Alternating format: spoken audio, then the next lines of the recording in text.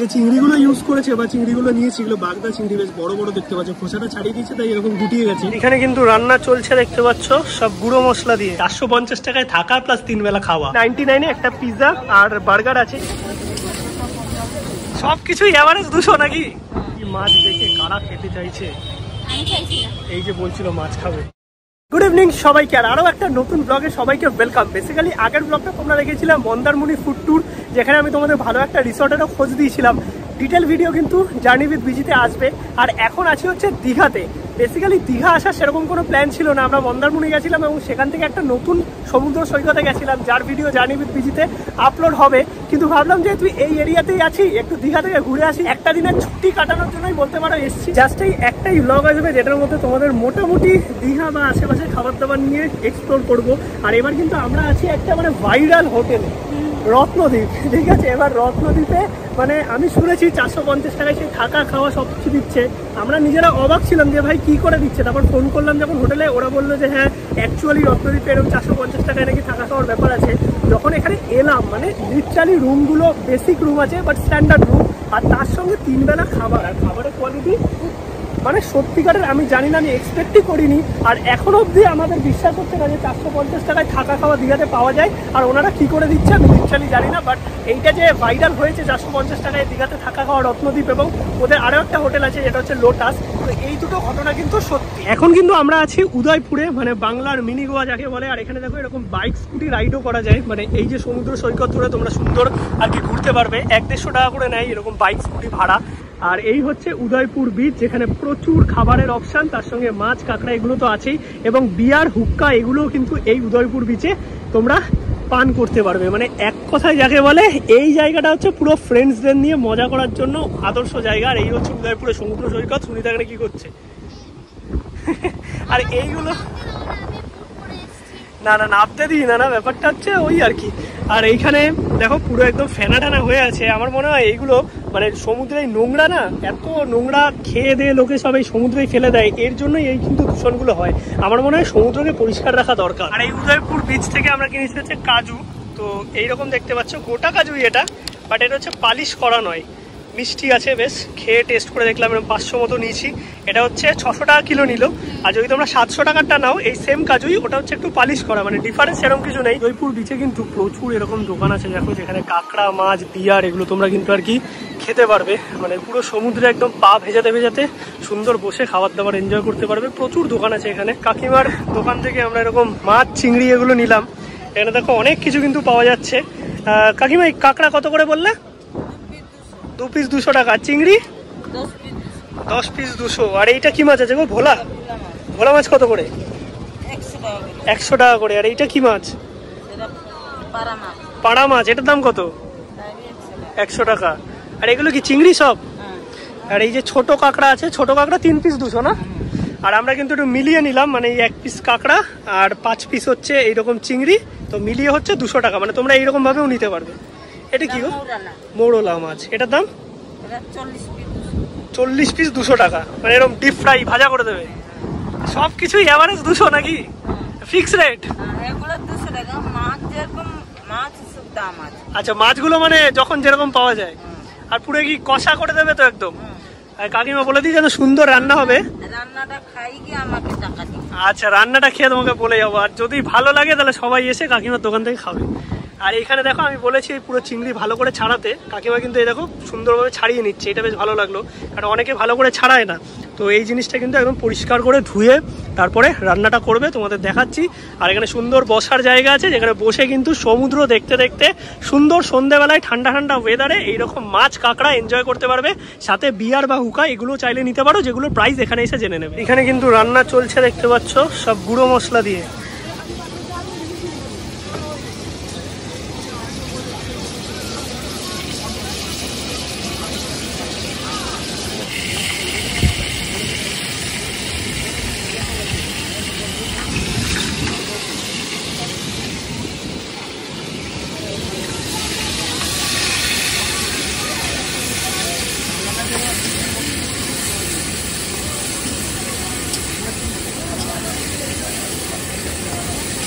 পুরো একদম কষা করে রান্না হচ্ছে, মানে ইনস্ট্যান্ট সব মশলা দিয়ে।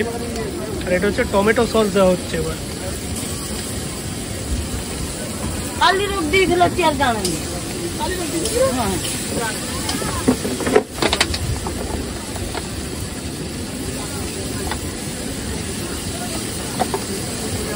গন্ধটা কিন্তু সেই বেরোচ্ছে একদম, সত্যিকারের রান্না কিন্তু হেভি লাগবে মনে হচ্ছে। যা মানে কাকিমা বলেছিল একবার রান্নাটা খেয়ে দেখো, এখানে কালারটা দেখো, মানে কালার তো দেখলে বোঝা যায় রান্না কেমন হবে। এমনি কটা অবধি দোকান খোলা থাকে এখানে? 6টা অবধি। আর আচ্ছা, আর দুপুরবেলায় কটায় খোলে? 10টা থেকে খুলে যায়। আচ্ছা, মানে মোটামুটি ওই 11টা 12টা থেকে সব পাওয়া যাবে। জল দিয়ে আবার কষানো হবে, তারপরে রেডি নাকি? মানে একদম সুন্দর, আমরা যেরকম ঘরোয়া কষা একদম কাঁকড়া চিংড়ি খেয়ে থাকি সেইভাবে কিন্তু সুন্দর ইনস্ট্যান্ট একদম মশলা দিয়ে রান্না করে দিল। রান্না তোমাদের দেখালাম, একদম কষা করে পুরো কাঁকড়া চিংড়ি একসাথে রান্না করে দিয়েছে। তো আমাকে 6 পিস চিংড়ি দিয়েছে, 5 পিস দেওয়ার কথা ছিল, আর একটা এরকম কাঁকড়া। আর রান্নাটা করেছে দেখো, মানে দেখলেই তো বুঝতে পারছো পুরো একদম কাই ইনস্ট্যান্ট আর কি পুরো বানিয়ে দিল। আমি একটুখানি চিংড়িটা প্রথমে খেয়ে দেখি, আর চিংড়িটা কিন্তু পুরো একদম ওই শ্বাসটা ছাড়িয়ে দিয়েছে।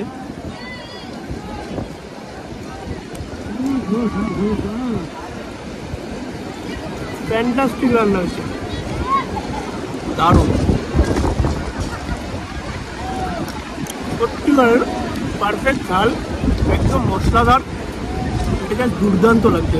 মানে এরকম সমুদ্র উপভোগ করতে করতে জাস্ট কাঁকড়া চিংড়ি এগুলো জমে যাবে। যে চিংড়িগুলো ইউজ করেছে বা চিংড়িগুলো নিয়েছে, এগুলো বাগদা চিংড়ি, বেশ বড় বড় দেখতে পাচ্ছ, খোসাটা ছাড়িয়ে দিয়েছে তাই এরকম গুটিয়ে গেছে, বাট খেতে ভালো। আর কাঁকড়াটাও কিন্তু বেশ বড় সাইজের কাঁকড়া।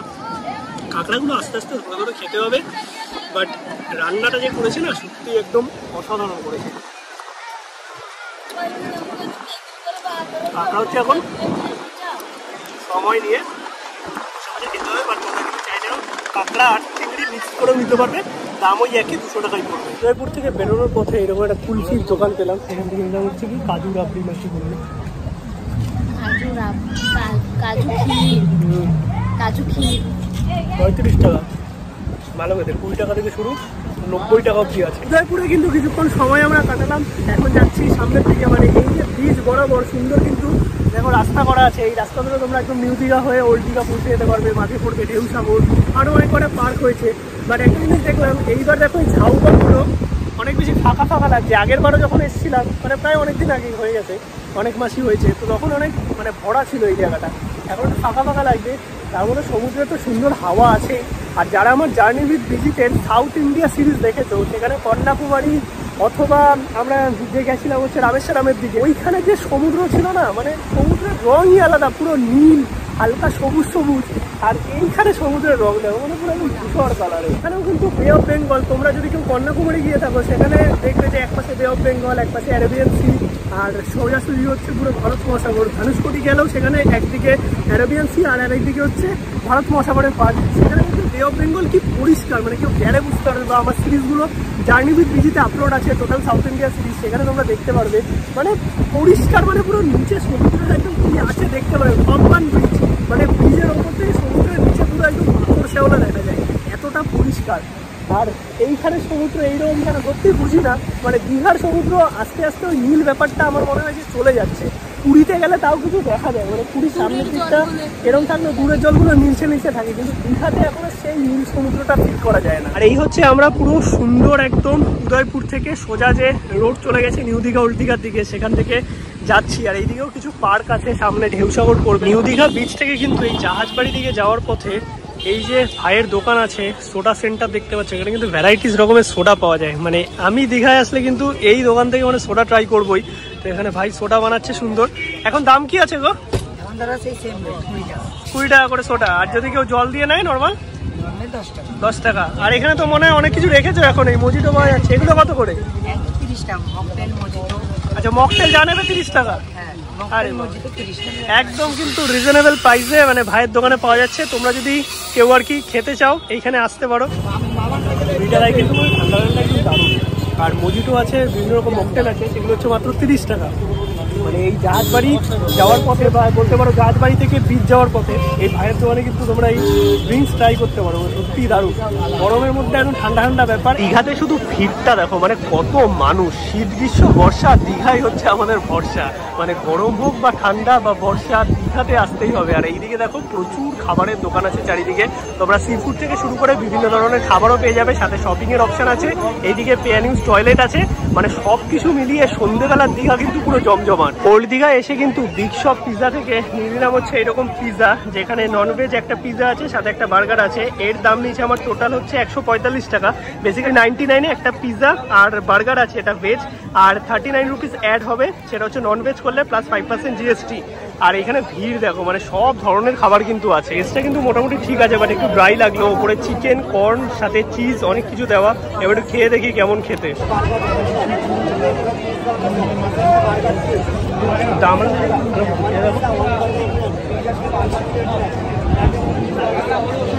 পিস দেওয়া, মানে একদম কম দামে, বেশ ভালো একটা ব্যাপার। এখন আছি ওল্ড দীঘাতে, আর এরকম মাটির ভাড়ে সুন্দর চা খাচ্ছি। এই যে ওল্ড দীঘায় যেখান থেকে আর কি সমুদ্রের দিকে যায়, এই সামনের দোকানটাতে বেশ ভালো চা করে। আর এই দিকে ওল্ড দীঘাতে মাছ ভাজার অবস্থা দেখো, তোমাদের দেখাতে পাচ্ছি না, এই দাদারা ঢেকে দিয়েছে, এই সাইড থেকে দেখাচ্ছি।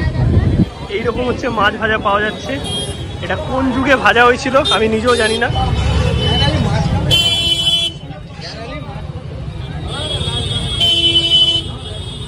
এই হচ্ছে মাছ। এই মাছ দেখে কারা খেতে চাইছে? এই যে বলছিল মাছ খাবে, মাছ খেলে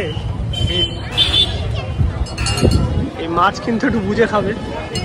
মানে এখানে সব জায়গা ভাজা মাছ বিক্রি হচ্ছে, ভেজেই রেখে দিয়েছে, কবে ভেজেছে কে জানে, কালো হয়ে গেছে মাছ।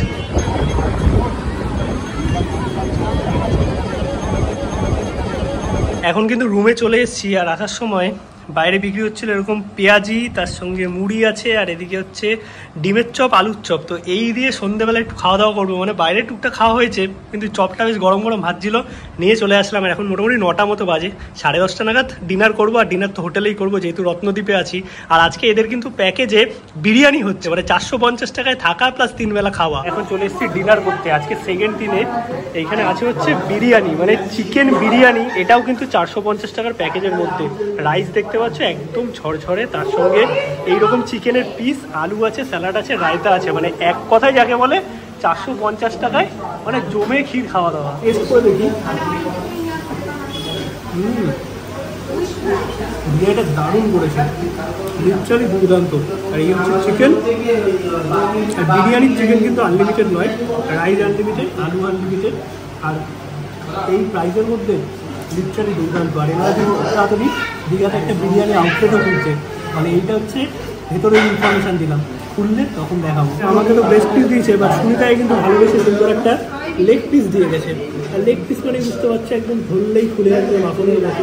মানে সব দিক থেকে দেখলে সুনিতার কাছে একটা ঝামসা আলুও আছে, এটা একটু বেশি বড় আলু। বিরিয়ানিটা যেরকম দেখতে হয়েছে সেরকম গন্ধ, আর খেতে লিটারালি দারুণ। তো ভাই দীঘা থেকে তো ফিরে গেছি, মানে এই জাস্ট কিছুক্ষণ আগেই আমরা ব্যাক করলাম। আর একটা দিনে জাস্ট ছোট্ট কিছু এক্সপিরিয়েন্স তোমাদের সাথে শেয়ার করেছি, সেরকম ডেডিকেটেড ভিডিও বানানোর প্ল্যানে যাইনি। ওভারঅল ব্লগটা যদি ভালো লাগে অবশ্যই একটা লাইক করো, ভিডিওটা খুব শেয়ার করো। আর তার সঙ্গে কলকাতার কন্টেন্ট তো আসবেই, যেহেতু এখন চারিদিকে ভোটের একটা ব্যাপার চলছে না, মানে কখন কী ভিডিও করতে পারবো না করতে পারবো মানে বুঝতেও পারছি না। বাট চেষ্টা করবো সব কিছু ঠিক রেখে যাতে ব্লগগুলো ঠিকঠাক দেওয়া যায়, সেটা ট্রাভেলে হোক অথবা কলকাতা ফুডিতে। চলো সবাইকে আজকের মতো টাটা, গুড নাইট।